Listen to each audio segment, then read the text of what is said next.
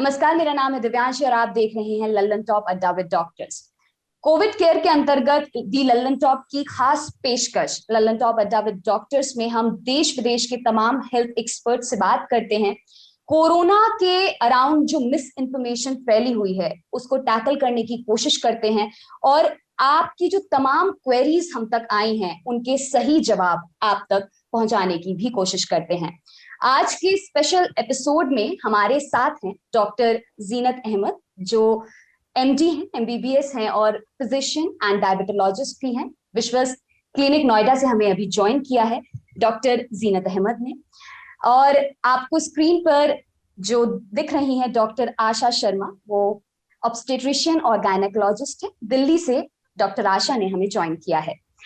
सबसे पहले तो बहुत बहुत स्वागत है डॉक्टर जीनत और डॉक्टर आशा आपका लल्लन टॉप अड्डा विद डॉक्टर्स पे।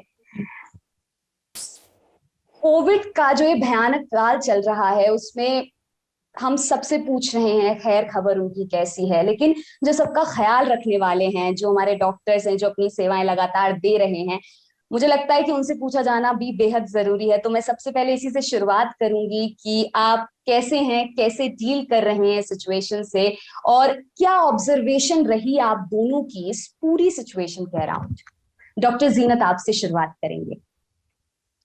Thank you Divyanshi. अब क्या बोलूं इस टाइम पे। Yes, we all are very overstressed because of the COVID situation. बहुत ज्यादा ही एकदम से आया है और बहुत सारे पेशेंट्स पॉजिटिव हुए हैं हमारे इर्द गिर्द लोकेलिटी में, पूरे कंट्री में। तो हमें पेशेंट्स का लोड तो ज्यादा है ही, और उसके साथ जो सेकेंड वेव में जो नया रूप आया है कोरोना का, वो थोड़ा डरा रहा है डॉक्टर्स को, क्योंकि आपको पहले ही पता होगा यंग पॉपुलेशन इसमें इन्फेक्टेड हो रहा है, परसेंटेज ऑफ निमोनिया ज्यादा हो रहा है और इतना ज्यादा इन्फेक्टिव है। पहली बार से ये इतना इन्फेक्टिव है, इन्फेक्शियसनेस जो है बहुत ज्यादा है, इसलिए all the family members are getting affected. एक के बाद एक सारे परिवार के लोग इसमें अफेक्टेड हो रहे हैं, तो वो एक डराने वाली चीज है। तो चलिए, हम यही आशा करते हैं कि जल्दी से ये सिचुएशन बेटर हो जाए और हम सब स्वस्थ रहें। डॉक्टर आशा, आप क्या बताना चाहेंगी, किस तरह की जो क्वेरीज आ रही हैं, पेशेंट्स आ रहे हैं, आपकी क्या ऑब्जर्वेशन है इस पूरी सिचुएशन को लेकर? बहुत सारे पेशेंट जो गायनी पेशेंट हैं, जिनको कि प्रेगनेंसी नहीं है, उनमें काफ़ी पेशेंट्स को कोविड हुआ, यंगर पेशेंट्स को, लेकिन बहुत माइल्ड फॉर्म में हुआ। And most of the people, about I will say about 90, more than 90% have completely recovered. That's a positive. It's a very positive thing. They talked to me. They were using not even oxygen, only pulse oximeter at home, and they didn't even require oxygen. So they did really well, and most of the patients have recovered. Only problem came when the pregnant women in her house really got pregnant, and she has to be isolated. Yes. But surprisingly, I've got 10 patients who are pregnant and whose family got COVID, and their test has come negative. I'm so surprised. Their mother-in-laws, father-in-laws got COVID, but they didn't get it. Another thing is, their pregnancy is continuing fine. Okay, that's another. 16 weeks. I'm so surprised how they didn't get COVID in spite of this thing. Other thing I've seen, the deliveries which I've done throughout last year and this year, early this year, none of the baby had COVID positive. And they had like normal delivery. Who needed normal delivery, they had normal delivery. Who needed cesarean, they had cesarean section, and no untoward sufferings have suffered. So I think COVID is bad, only it feels bad. One has to be careful, but because with due precautions, I think if we take at home, the women are going to be all right. ये सच में एक उम्मीद की बात आपने अभी बताई है कि इस तरह का अगर चीजें हो रही हैं तो हम भी वही उम्मीद करते हैं कि चीजें और बेहतर हो, जैसे डॉक्टर जीनत ने भी कहा था। डॉक्टर आशा, आपसे शुरुआत करते हैं। प्रेगनेंसी और कोविड को लेकर तरह तरह की बातें, मिस इन्फॉर्मेशन कह लीजिए, भ्रांतियां इंटरनेट पर, they are making rounds on internet. क्या कहना चाहेंगी आप इसके बारे में? जो औरतें हैं उनको बहुत ज़्यादा रिस्क है प्रेगनेंसी में, क्योंकि उनकी इम्यूनिटी जो है फैक्टर वो बहुत लो हो जाता है और उनको कोई भी इन्फेक्शन बहुत जल्दी कैच करता है। और फर्स्ट 3 मंथ्स में, क्योंकि बेबी फॉर्मिंग स्टेज में होता है, कोई भी इन्फेक्शन कैन कॉज, उसकी वजह से बच्चे के अंदर अंग में कोई खराबी आ सकती है। डिफॉर्मिटी को बोलते हैं कि हाथ ना बने, सिर बड़ा हो जाए, सिर छोटा हो जाए। तो एक औरत को बहुत अपना ध्यान रखना है कि प्रेगनेंसी में, कि अगर वो सोचती है किसी को जुकाम भी है, चाहे कोविड हुआ हो ना हुआ हो, अपने आप को केयर रखे। दूसरा है शादियों में जाना, पार्टी में जाना, ये सब बिल्कुल ना जाए, कोशिश करे कि ना, अवॉइड करे। मैं अपने किसी पेशेंट को कहती हूँ कि पार्टी हो रही बिल्कुल मत जाओ, वैसे चाहो तो घूमने हस्बैंड के साथ शाम को गाड़ी में बैठ के चक्कर लगा लो, लेकिन पार्टी से मत जाओ। तो मान जाता है कि बाहर का खाना अवॉइड करे, जिससे कि डायरिया ना लगे, डिसेंट्री ना लगे। चाहे वो कोविड ना भी हो, लेकिन उनको क्या होगा, उसकी वजह से इम्यूनिटी लो होगी तो इन्फेक्शन कैच कर लेंगे। तो ये सब अपना ध्यान रखने की बहुत ज्यादा जरूरत है। दूसरा ये है कि पूरे 9 मंथ्स ध्यान रखना है, 1 महीने की बात नहीं है। जी आज हो गए कल ठीक है। फैमिली में कोविड है तो बहुत केयरफुल है। आजकल हर दूसरे घर में किसी न किसी के कोविड हो गया है। मोस्ट ऑफ सब ठीक हो जाएंगे, लेकिन अगर नहीं ठीक होंगे तब उनके लिए बहुत सीरियस प्रॉब्लम होगी, क्योंकि दवाई वो ले नहीं सकते, बच्चे को डॉक्टर से वेरिंग करके निकाल नहीं सकता अननेसेसरली। तो हर तरीके से पेशेंट की मुश्किल है। जी। मैं डॉक्टर जीनत पर आऊंगी, चूंकि आप डायबिटोलॉजिस्ट हैं और कई तरह की क्वेरीज हमारे पास आ रही हैं डायबिटीज से रिलेटेड।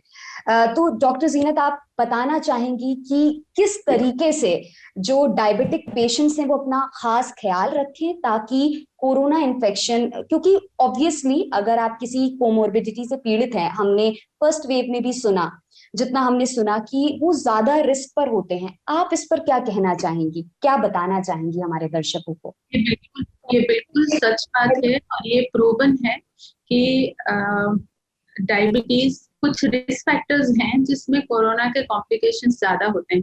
इसमें डायबिटीज है, हार्ट डिजीज है, क्रॉनिक लंग डिजीज मतलब जो दमा बोलते हैं, अस्थमा बोलते हैं या फिर सीओपीडी बोलते हैं, इसके जो मरीज हैं, या फिर कैंसर के पेशेंट्स हैं जो केमोथेरेपी पे हैं, इनकी इम्यूनिटी कम होती है, या फिर रिनल डायलिसिस पेशेंट्स हैं, क्रॉनिक किडनी के डिजीज के पेशेंट्स हैं। These are known risk factors for COVID. तो इनको ज्यादा एहतियात रखने की जरूरत है, बिल्कुल है। और डायबिटीज मरीजों के लिए मैं खास बोलूंगी, बल्कि मैं रिक्वेस्ट करूंगी कि आप लोग इस टाइम पे अपने शुगर को बिल्कुल कंट्रोल में रखें, क्योंकि अगर हम शुगर कंट्रोल में रखेंगे तो इन्फेक्शन भी हमें कम होगा, और इन्फेक्शन के बाद जो कॉम्प्लिकेशंस होते हैं वो भी कम होंगे। और इन दिनों आपने सुना होगा कि निमोनिया के ट्रीटमेंट में हम स्टेरॉइड्स यूज कर रहे हैं, ठीक है। तो ये स्टेरॉइड से भी शुगर बहुत शूट अप होता है, टेम्परेरी ही सही बढ़ता है। तो उस टाइम के दौरान भी डायबिटीज मरीजों को चाहिए अपना शुगर मॉनिटर करते रहें और डॉक्टर की सलाह से दवाइयों को बढ़ाएं या घटाएं, जो भी डॉक्टर बोले वो करते रहें। और जो कोरोना पॉजिटिव, जैसे कोई भी डायबिटिक व्यक्ति अगर कोरोना पॉजिटिव हो जाता है तो उसे और क्या एक्स्ट्रा एहतियात बरतने की जरूरत है, अगर इस पर भी आप थोड़ा बता पाएं। एक्स्ट्रा मतलब जो बाकी कोरोना पेशेंट्स के लिए भी सच है, वो उनके लिए भी वही सारे मेजर्स उन्हें लेना चाहिए। टाइम पे डॉक्टर को दिखाना चाहिए। जरा से भी अगर उन्हें मतलब जरा सा शक है कि कोरोना हो सकता है, कोरोना के सिम्टम्स स्टार्ट हो रहे हैं, तो शुरू से ही डॉक्टर की सलाह ले लें या फिर कोरोना का टेस्ट करा लें। मेडिसिन लेने में देर ना करें और अपनी डायबिटिक मेडिकेशंस को रेगुलरली लेते रहें। और शुगर घर पे चेक करना कोई बड़ी बात नहीं है। आप एक ग्लूकोमीटर रख सकते हैं घर पे, आप फास्टिंग शुगर चेक कर लीजिए, आप लंच के 2 घंटे के बाद शुगर चेक कर लीजिए, या फिर बेड टाइम जब आप सोने जा रहे हैं तब चेक कर लीजिए। तो दिन में 1 या 2 बार अपना शुगर आप चेक करते रहें। आपका शुगर अगर कंट्रोल है तो ये आपको कोविड से उभरने के लिए, मतलब कोविड से आप जल्दी से ठीक भी हो सकते हैं और उसमें भी हेल्प करेगा, और बाद में निमोनिया और बाकी कॉम्प्लिकेशंस के चांसेस भी कम होंगे। एक और सवाल जो आता है, चूंकि वैक्सीनेशन ड्राइव अब चल रही है और 18 से 44 साल तक के व्यक्ति भी उसमें हैं, 45 साल से पहले ऊपर वाले व्यक्ति पहले ही वैक्सीनेट काफी कुछ लोग हुए हैं, कुछ लोग अभी भी हो रहे हैं। जो डायबिटिक पेशेंट्स हैं उन्हें क्या वैक्सीने उनके अंदर ये भी एक डर है कि वैक्सीनेशन से पहले कुछ हमें नहीं करना है, कुछ करना है, कुछ डूज और कुछ डोंट्स हैं, या कुछ बाद में कुछ ऐसी चीजें आ रही हैं जिनसे उनका डर बढ़ रहा है, तो क्या उन्हें डरना चाहिए वैक्सीनेशन से? आप, ये सवाल बहुत ज्यादा आ रहा है, हमारे जो दर्शक हैं मैं वो ये बोलना चाहूंगी कि डायबिटिक मरीजों को बिल्कुल डरने की जरूरत नहीं है। They can go for vaccination. Vaccine से कोई एक्स्ट्रा साइड इफेक्ट उन्हें नहीं होने वाला है क्योंकि वो डायबिटिक हैं। हाँ, जो लोग ब्लड थिनर्स पे हैं, अगर डायबिटीज के साथ उन्हें हार्ट प्रॉब्लम है या फिर डायबिटीज के साथ कुछ और हेल्थ इश्यू है जिसके लिए वो ब्लड थिनर्स ले रहे हैं, तो उससे पहले अपने जो फिजिशियन है उनको एक बार पूछ लें कि हम वैक्सीनेशन के लिए जा सकते हैं। और वो भी अभी इस स्टेज पे वो भी एक रिलेटिव कॉन्ट्राइंडिकेशन है, वो जो जिसको बोलते हैं ना स्ट्रिक्ट कॉन्ट्राइंडिकेशन नहीं है कि आप ब्लड थिनर्स पे हैं तो आप वैक्सीन नहीं ले सकते।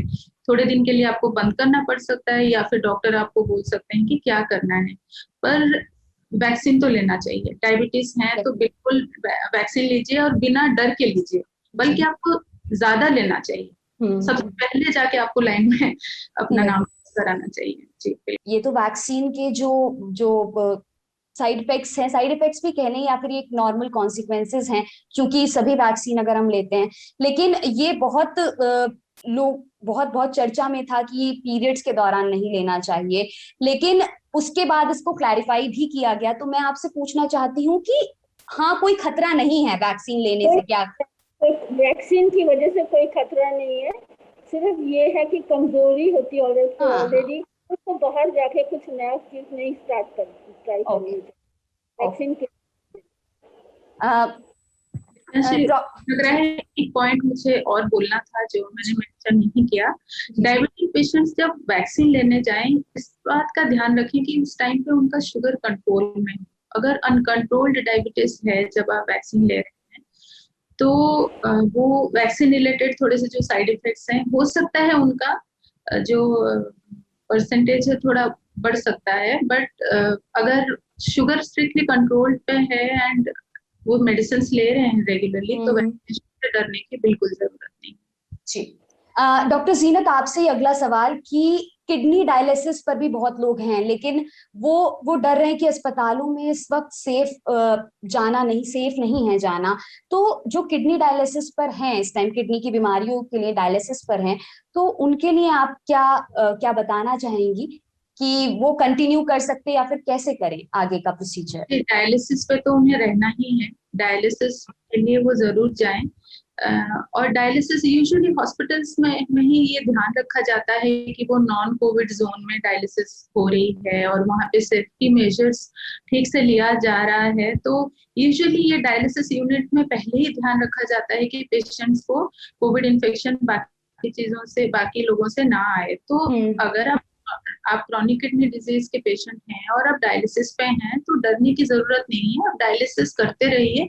हाँ, जब आप हॉस्पिटल में आ रहे हैं तो बिल्कुल मास्क पहनिए और टाइट मास्क रखिए। अगर आप कंफर्टेबल हैं तो डबल मास्क यूज कर लीजिए ड्यूरिंग डायलिसिस। जो 2-3 घंटा आपका डायलिसिस का टाइम है, वो उस टाइम पे आप एक्स्ट्रा प्रिकॉशन लीजिए, पर डायलिसिस करवाइए। जी जी जी। एक और बहुत ही कॉमन क्वेरी आ रही है कि जैसे कॉमन कोल्ड भी इस सीजन में बहुत चला है, लोग समझ नहीं पा रहे कि कोरोना है, कॉमन कोल्ड है, तो इसमें कैसे डिफरेंशिएट किया जाए, या फिर क्या प्रोसीजर होना चाहिए, क्या फर्स्ट स्टेप होना चाहिए जब इस स्थिति में लोग फंस जाएं कि भाई ये क्या टेस्टिंग के लिए तुरंत जाना चाहिए अगर इस तरह के सिम्टम्स आ रहे हैं? देखिए, इवन कोरोना में भी ऐसे पहले, दूसरे, तीसरे दिन तक कॉम्प्लिकेशन यूजुअली नहीं होता है जी। तो पहले 1-2 दिन आप ऑब्जर्व कर सकते हैं अपने आप को, बट जो वर्तमान की सिचुएशन देखते हुए इसको कोरोना समझना ज्यादा समझदारी है। ना कि कॉमन कोल्ड सोच के हम इसमें कहीं इग्नोर देर करते हैं। हाँ में जी हम जी। देर ना कर दें। तो आप 1-2 दिन ऑब्जर्व कर लीजिए, जो पैरासिटामोल हुआ या एंटी कोल्ड, एंटी एलर्जिक सब लोग ले लेते हैं हम्म। में, या फिर कफ सिरप ले लेते हैं, वो आप कर लीजिए, 1-2 दिन कर लीजिए। लेकिन अगर दूसरे तीसरे दिन आप देख रहे हैं कि फीवर बढ़ता चला जा रहा है या फिर खांसी भी बढ़ गई है और आपको रिलीफ नहीं मिल रहा है, तो तुरंत उसको आप ओके। कोविड ही समझिए और डॉक्टर को दिखाइए। डॉक्टर आशा, आपके पास आते हैं।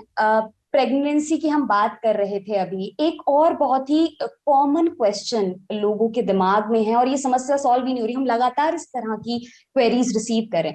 ब्रेस्ट फीडिंग, जो कोविड पॉजिटिव माएँ हैं वो अगर अपने बच्चों को ब्रेस्ट फीडिंग करवा रही हैं तो क्या कुछ दिक्कतें आ सकती हैं, क्या कोई परेशानी आ सकती है, या ये सेफ है? बिल्कुल सेफ है, क्योंकि अभी तक ना ब्रेस्ट मिल्क में ये नहीं आता है, कोविड जी वायरस नहीं पाई गई है ना। ये जो फ्लूइड होता है बच्चेदानी के अंदर, उसके अंदर कोविड पॉजिटिव देखा गया है। तो जी। इसलिए ब्रेस्ट फीडिंग बिल्कुल सेफ है, मदर फीड कर रही है। और वैसे भी क्योंकि बच्चा मदर के कांटेक्ट में है डायरेक्टली शुरू, तो हम बच्चे को ये नहीं कहते कि अगर माँ को कोविड हो गया तो बच्चे को एकदम से हटाओ, ऐसा कुछ नहीं है। इंस्टेड बहुत 15 दिन में पता चल जाएगा। ठीक है, तो ये सब बात है। और एक और सवाल है कि प्रेग्नेंट विमेन जो होती हैं वो क्या अपने बच्चों को एंटीबॉडीज पास ऑन कर सकती हैं या नहीं, भले वो कोविड पॉजिटिव हो या ना हो, लेकिन बच्चों की एक्स्ट्रा सुरक्षा के लिए क्या कोविड, क्या आप कहना चाहेंगे इस पर? अगर मदर पॉजिटिव है तब तो नहीं, प्रेगनेंसी में वैसे नहीं, डिलीवरी के बाद में बच्चे को न्यूबॉर्न बेबी में नहीं पास ऑन कर सकती। हाँ ऑब्वियसली प्रेग्नेंट विमेन, सॉरी मैं इसमें गलत। कर सकती, लेकिन अगर बच्चा बड़ा हो गया है, 6 महीने का, 8 महीने का, साल भर का, तो अभी देखा गया रिसेंटली कि छोटे न्यूबॉर्न बेबी 7 महीने के, 1 साल के, 2 साल में कोविड पॉजिटिव आ रहे हैं। जी जी जी। उसकी क्या वजह देख रही हैं आप, कि क्या रीजन हो सकता है? मदर है, हो सकता है कहीं काम करने जाती हो, घर में बच्चे को कहीं ना कहीं बाहर निकलती हो, घर में उतना वो ना हो, कोई ना कोई कोविड से लोग होगा जिससे कांटेक्ट किया है, जी जी। अगर उतनी प्रिकॉशन नहीं रखी है। मतलब एक जो नॉर्मल जो हम ट्रांसमिशन का जो पैटर्न देख रहे हैं वही उन पर भी लागू होता है। ओके। डॉक्टर जीनत, एक और कॉमन क्वेरी जो चल रही है कि लॉस ऑफ स्मेल प्रोलॉन्ग हो रहा है, भले ही कोविड नेगेटिव वो आ जा रहे हैं लोग, लेकिन वो कह रहे हैं कि हमारा जो स्मेलिंग सेंस है वो ठीक नहीं हो पाया। तो क्या कोई ऐसे कुछ घरेलू नुस्खे हों या फिर कोई ऐसी चीज हो जिससे वो इम्प्रूव हो सके, बेहतर हो सके उनकी समस्या? बता रही हूँ, लॉस ऑफ स्मेल और टेस्ट, ये जी कोरोना को स्पेसिफिक सिम्टम, कोरोना का ही स्पेसिफिक सिम्टम नहीं है। ये हमारे साथ कोई भी वायरल इन्फेक्शन में, आपने देखा होगा वायरल इन्फेक्शन में मुंह का मजा खराब हो जाता है या फिर हम सुन नहीं सकते, कोई स्मेल, तो ये कोई भी वायरल में होता है एंड दिस इज टेम्परेरी। ऐसा कोई कोरोना नहीं है जिसमें आपका परमानेंट लॉस हो जाए, लॉस ऑफ स्मेल और लॉस ऑफ टेस्ट। तो वो एक सिम्टम है जिसके लिए हमें ज्यादा परेशान होने की जरूरत नहीं। हमें के लिए घरेलू नुस्खे, लोग सब तरह की चीजें ट्राई कर लेते हैं, बल्कि लोग बहुत ज्यादा स्टीम और गार्गलिंग भी करते हैं उसके लिए कि वायरल लोड खत्म हो जाए या फिर नोज से हमारा वायरल, मतलब इस तरीके के सारे अफवाह भी फैल रहे हैं मीडिया पे। तो मैं ये अर्ज करूंगी अपने आपके व्यूअर्स को कि लॉस ऑफ स्मेल और टेस्ट एक माइल्ड सिम्टम है कोविड का, उससे आपके जान को कोई खतरा नहीं है और वो एक टेम्परेरी सिम्टम है। वो अपने टाइम से आज नहीं तो कल वापस आ जाता है, किसी को 5 दिन लगते हैं, किसी को 7 दिन लगते हैं, तो आज नहीं है तो कल वो वापस भी आ जाएगा। तो ऐसा अभी फिलहाल तो कोई है।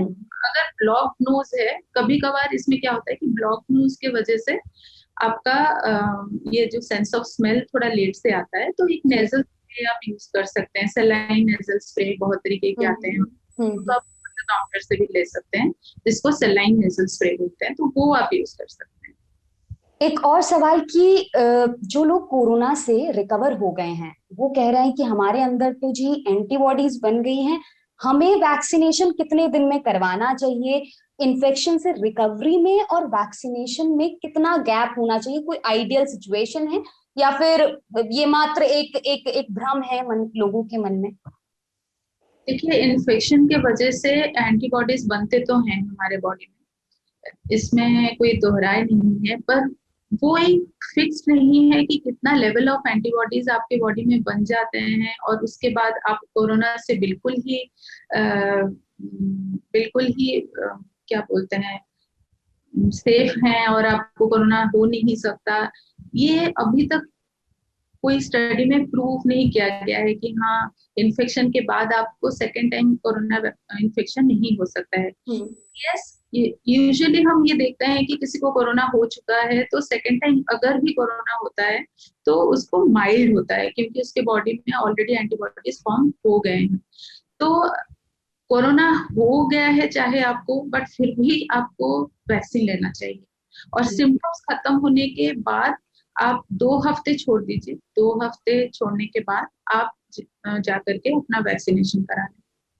तो वैक्सीनेशन तो ऑलमोस्ट हर केस में सेफ है, आपको डरने की जरूरत है। यूनिवर्सल, आपको कोरोना हुआ है नहीं हुआ है, आप कोरोना से मुक्त हो चुके हैं, तो एंटीबॉडीज पे ज्यादा हमें भरोसा नहीं करना चाहिए। बहुत बार हमारे फ्रेंड सर्कल में भी हमने देखा हुआ है कि डॉक्टर्स ने 2 वैक्सीन लिया है और एंटीबॉडीज उस लेवल पे नहीं आया है जो हम एक्सपेक्ट कर रहे थे कि हाँ हमारे में बन गया हो। तो इसीलिए ऐसे ही कोरोना इन्फेक्शन के बाद भी हमारा जो एंटीबॉडी बना है बॉडी में, वो कितना हमें कोरोना से प्रोटेक्शन देता है वो अभी नहीं पता है। तो आप वैक्सीनेशन करा लीजिए इवन इफ आपको कोरोना हो चुका है।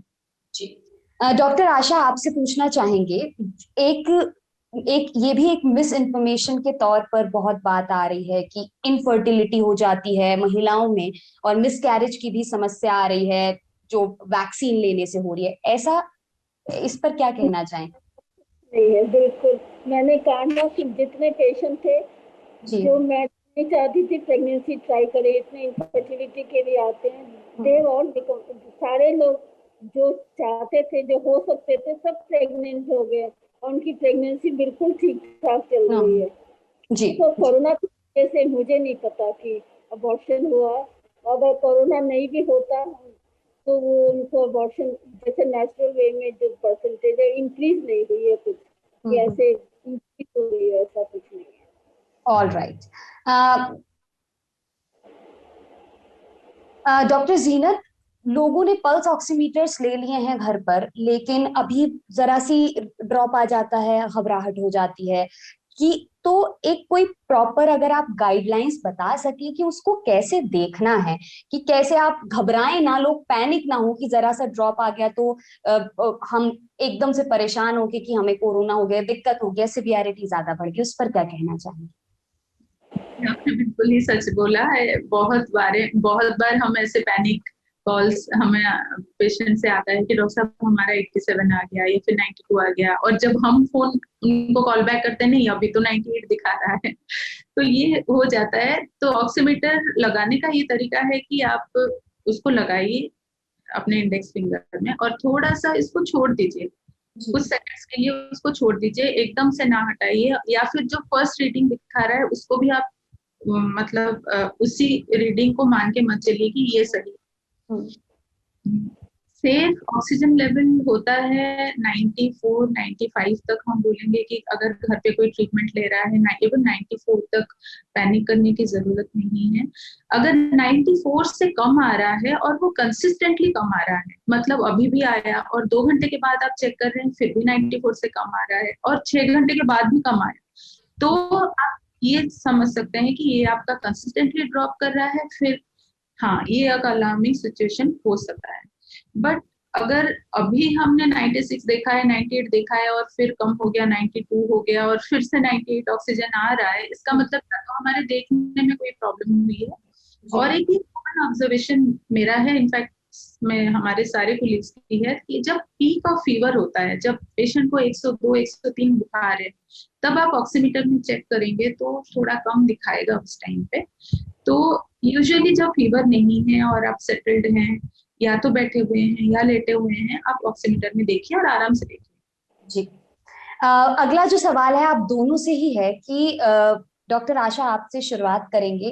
तरह तरह की होम रेमेडीज बताई जा रही हैं, चाहे प्रेग्नेंट विमेन को बताए जाएं या फिर नॉर्मल इंसानों को, कि तरह तरह के नुस्खे हैं जो बिल्कुल भी जरूरी नहीं है, गैर जरूरी है, नुकसान और पहुंचा सकते हैं। तो आपके पास क्या इस तरह के कोई केसेस आ रहे हैं, लोग होम रेमेडीज पर ज्यादा विश्वास कर रहे हैं जो प्रूवन मेथड नहीं है किसी भी चीज को ट्रीट करने का?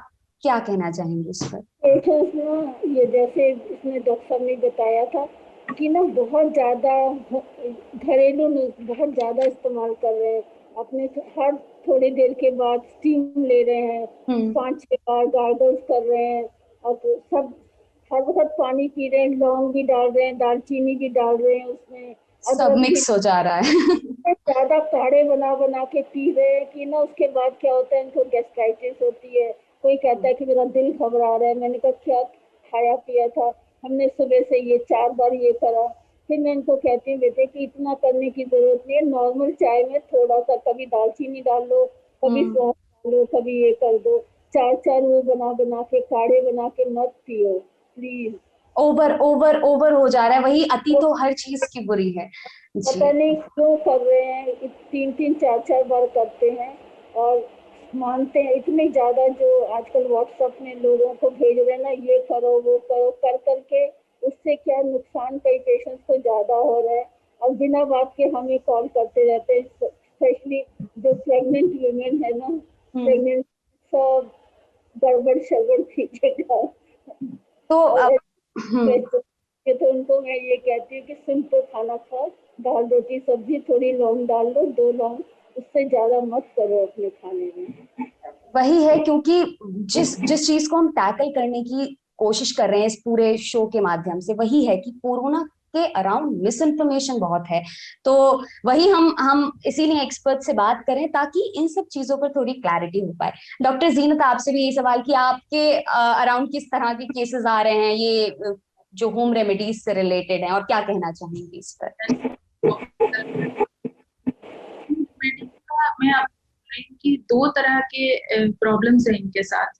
एक तो it gives you a false sense of security, false sense of protection, कि मैं काढ़ा पी रहा हूँ, मैं गार्गलिंग कर रहा हूँ 4 बार, मैं 2 बार स्टीम ले रहा हूँ, और मैं लोड्स ऑफ मल्टीविटामिन खा रहा हूँ, तो मेरी इम्यूनिटी तो स्ट्रांग हो गई, अब मुझे कोरोना नहीं हो सकता। ऐसे भी पेशेंट्स हैं जो 8 दिन बुखार के बाद भी फोन करते हैं, तो डॉक्टर साहब हम तो टाइफाइड की दवाई खा रहे थे, तो क्योंकि हमें तो कोरोना हो नहीं सकता। तो डायल मोड से हमें निकलना है। और बहुत ज्यादा ये घरेलू नुस्खे, बहुत ज्यादा क्या, अब तो ऐसी स्थिति आ गई है कि मैं पहले ही मरीजों को बोल देती हूँ कि आप स्टीम ज्यादा मत लीजिए, क्योंकि स्टीम में ये भी प्रूवन फैक्ट है कि आप ज्यादा स्टीम लेते हैं तो आपकी जो रेस्पिरेटरी लाइनिंग होती है, अंदर की जो लेयर होती है, उसको डैमेज होता है। और ज्यादा गार्गलिंग भी कर रहे हैं तो उससे वायरल लोड कम नहीं होगा। आपको निमोनिया किसी को हो गया है, वो भी तब भी आप गार्गलिंग किए जा रहे हैं, वायरस तो लंग्स पहुंच चुका है ना, तो गार्गलिंग का क्या इफेक्ट होगा। और जैसे मैम ने बोला, काढ़ा इतना पी रहे हैं कि किसी को लूज टूल्स हो रहा है, तो उस साइड इफेक्ट्स तो हो ही रहे हैं, प्लस उसको करने के बाद हम बहुत सेफ फील करने लगते हैं कि हम ये सब कर रहे हैं, हमें कोई कॉम्प्लिकेशन। तो साइंटिफिकली सोचने की जरूरत है। जो चीजें क्लिनिकल ट्रायल्स में प्रूवन है वही चीज हम करें। काढ़ा का कोई क्लिनिकल ट्रायल नहीं है, स्टीम का कोई क्लिनिकल ट्रायल नहीं है, अगर भी है, yes, some studies have been done, उसमें कोई एक्स्ट्रा फायदा नहीं देखा गया। तो वो सिम्टम्स को थोड़ा रिलीव कर देते। हाँ, तो जब आपको ड्राई कफ हो रही है, आपके गले में जलन है, आप स्टीम में थोड़े से मेंथॉल डाल के आपने स्टीम इनहेल कर लिया, आपको एक सूदिंग इफेक्ट मिला, दैट्स इट। आप सुबह एक बार स्टीम कर लीजिए, but if you do it over and over, और ये भी मैंने सुना कि सोशल मीडिया पे ये न्यूज है कि 40 to 60 डिग्री स्टीम अगर होता है तो वायरस उसमें खत्म हो जाता है। ऐसी कोई स्टडी नहीं है, ऐसे डॉक्टर्स तो इसको मानते ही नहीं है। तो ये सारे घरेलू नुस्खों को हमें थोड़ा सोच समझ के करना चाहिए, और सिर्फ कहीं सुनी बातों पे ध्यान नहीं दीजिए। आप अगर डॉक्टर से सलाह ले ही रहे हैं तो डॉक्टर्स को जरूर पूछ लीजिए कि डॉक्टर साहब मुझे करना चाहिए या अभी नहीं करना चाहिए। जी जी जी, बिल्कुल सही बोला आपने। ऐसा सिचुएशन आसपास बहुत देखने को मिल रही है। अगर हम घर वालों को भी कन्विंस पाने में थोड़ा मुश्किल हो रहा है, बिकॉज दे आर इनटू नहीं नहीं ऐसे हो जाएगा, वही जो आप बात कर रही थी कि डिनायल मोड। एक बात मैं फिर से इसी बात को स्ट्रेस दूंगी कि ये जो फॉल्स सेंस ऑफ सिक्योरिटी है कि हमने स्टीम ले लिया, काढ़ा पी लिया, विटामिन खा लिया और घर बाहर जाके भीड़ में हम मास्क ही लगाना भूल गए, वो चीज सबसे इम्पोर्टेंट है। तो वो करिए, मास्क पहनिए, डबल मास्क पहनिए, लोगों के पास मत जाइए। और सबसे इम्पोर्टेंट इस कोविड वेव में मैं बताऊंगी कि प्लीज घर के मेंबर्स आप अपना ध्यान रखें। एक बार एक पेशेंट पॉजिटिव हो गया, वो आइसोलेशन में एक कमरे में है, जब हम वीडियो कॉल कर रहे हैं तो पेशेंट आराम से, उसका रिलेटिव पेशेंट के रूम में जा रहा है, ना रिलेटिव के मुंह पे मास्क है ना पेशेंट के मुंह पे मास्क है, मतलब प्रॉपरली फॉलो नहीं, आपको बीमार पड़ना ही है। तो आप प्लीज उनसे आइसोलेट करिए अपने आप को। पेशेंट को भी चाहिए कि आइसोलेशन का मतलब जब कोई कमरे में घुसे तो आप मास्क लगाइए। जी, मास्क सबसे इम्पोर्टेंट है, फिजिकल डिस्टेंसिंग सबसे इम्पोर्टेंट है। जी। जाते जाते एक आखिरी मैसेज क्या देना चाहेंगे? डॉक्टर आशा, आपसे शुरुआत करते हैं कि आप दर्शकों को क्या बताना चाहेंगी, एक कैसे अपने आप को सिक्योर कर सकते हैं, सेव कर सकते हैं, और कैसे इस कोविड वेव से जो सेकंड ये नौबत ना आए कि हम थर्ड वेव में जा रहे हैं, क्या वो कुछ चीजें होंगी जो आप मेरा बताएं? पहला तो ये है, सब औरतों को इतना डरे नहीं जितना कि डराया गया है। दूसरा ये है कि हाँ, खाने पीने का समय का ध्यान रखें। बहुत ज़्यादा ठंडा एकदम से न खाएं, एकदम बहुत ज़्यादा गर्म न खाएं, क्योंकि सीजन में गला खराब हो सकता है। तीसरी बात ये है कि जैसे बताया कि मास्क पहनना और स्पेशली हाथ धोना। क्या करते, इधर काम करके आएंगी, पसीना पोंछेंगी, उधर आके खाना बच्चे को खिलाने लगेंगी। हाथ धोना बहुत ज़रूरी है, मास्क पहनना बहुत ज़रूरी है। दूसरा ये है कि टाइम, खाना बिल्कुल समय पर टाइम पे खाएं, जिससे कोई और बीमारी न लगे। और कोई भी बीमारी लगेगी, उसकी इम्यूनिटी लो होगी तो कोविड के चांसेस बढ़ जाएंगे, क्योंकि वायरल इन्फेक्शन है, ये तो फैलेगा। सबका ध्यान रखें, मास्क पहने, हाथ धोए और खाना ठीक से खाएं। जी, डॉक्टर जीनत। जी, मैं भी मैम के बात पे बिल्कुल एग्री करूंगी कि ये सारे मेजर्स बहुत इंपॉर्टेंट है। उसके साथ दिव्यांशी, मैं एक बात और बोलना चाहती हूँ कि अभी हम सबको बहुत एक बैलेंस्ड अप्रोच भी करना एक अपनाना चाहिए कोविड ट्रीटमेंट के तरफ। मैं प्रिवेंशन की बात नहीं करूंगी, enough has been told about prevention. मैं ट्रीटमेंट के लिए कुछ चीज बोलूंगी पेशेंट्स को कि एक बार आपको सिम्टम्स स्टार्ट हो गए तो आप एक बैलेंस तरीके से 2 दिन 3 दिन आप देख लीजिए, आपको सिम्टम्स आपके बेटर हो रहे हैं, जैसे थोड़े बहुत रेमेडीज के साथ पैरासिटामोल आपने खा लिया या फिर एंटीकोल्ड खा लिया। अगर आप ठीक हो रहे हैं तो ठीक है, अगर नहीं हो रहे हैं तो डॉक्टर को दिखाइए जरूर, क्योंकि इस बार कॉम्प्लिकेशंस जल्दी जल्दी हो रहे हैं। और दूसरी तरफ ये भी ना हो कि आपको बुखार आए जा रहा है, 7 दिन 8 दिन हो गए और बिल्कुल ऑक्सीजन ड्रॉप करता है, तब भी आपको समझ में आता है कि आपको कोविड है और तब आप लास्ट मोमेंट में डॉक्टर के पास जा रहे हैं। गोल्डन ट्रीटमेंट रह जाता है। जी, बैलेंस्ड एटीट्यूड रखिए कोविड के ट्रीटमेंट के तरफ। जी, बहुत बहुत शुक्रिया डॉक्टर जीनत और डॉक्टर आशा, आप दोनों का कि आप ललन टॉप अड्डा में आए और तमाम तरह की जानकारियां, जिससे जो ये भ्रांतियां फैली हुई हैं कोरोना के बारे में, शायद हमारे दर्शकों तक ये सारी चीजें, उनकी क्वेरीज कुछ हद तक सॉल्व हो पाएंगी, हम आशा करते हैं। मैं अपने दर्शकों से भी कहना चाहती हूँ कि यदि आप किसी कोविड एक्सपर्ट को जानते हैं जो कोविड से जुड़े हुए विषयों की जानकारी रखता है, तो उनकी जानकारी हम तक जरूर भेजें। हमारा पता है covidcare@lallantop.com। धन्यवाद।